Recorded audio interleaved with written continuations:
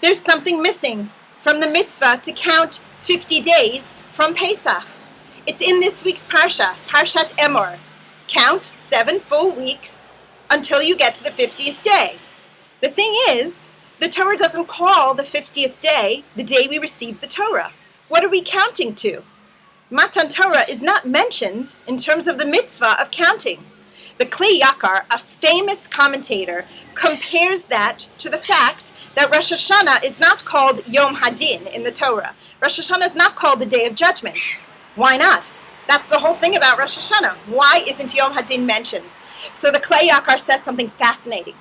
He says, Matan Torah, yes, was given on the 6th of Sivan, but every day to us should be considered Matan Torah.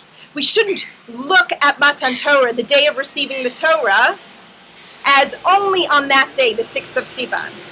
It's not that I shouldn't think about receiving the Torah every other day.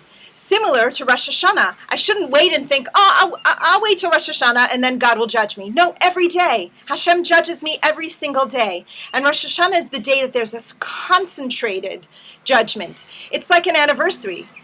So I don't say to myself, okay, I'm only going to think about putting into my marriage on my anniversary. No, no, and no. That will not sustain your marriage. It needs to be every day you're putting something into your marriage. In the same way that every day I'm receiving Torah.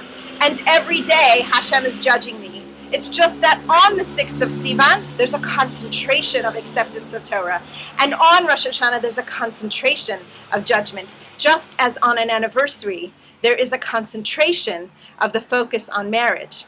Another beautiful piece that's interesting to note is Lag BaOmer. It's Lag BaOmer. On Thursday, this week, Wednesday night. What's the big deal about Lag BaOmer? Lag BaOmer, the 33rd day of the counting, was actually the day that the man fell, that God sustained us with this heavenly food. It's a reminder to us that Hashem provides for us sustenance all the time. And on Lag BaOmer, we celebrate the connection between our physical sustenance and our receiving of Torah.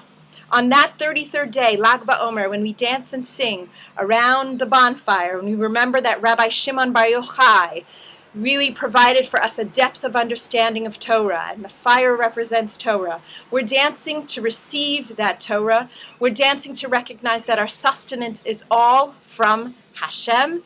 And as we count up toward when we receive the day that we received the Torah itself, the 6th of Sivan, we should also remember what Pirkei Avot tells us, which is Im ein kemach, ein Torah.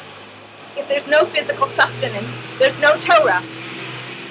We can't actually keep Torah without being physically sustained. So thank you, Hashem, for physically sustaining us. Thank you for reminding us that every day we should receive Torah. And thank you for reminding us that it's not only on Shavuot. That's the day that I open myself to receiving all of the beautiful teachings that enlighten my life and uplift me. Have a wonderful, beautiful Shabbos, and I'll see you soon.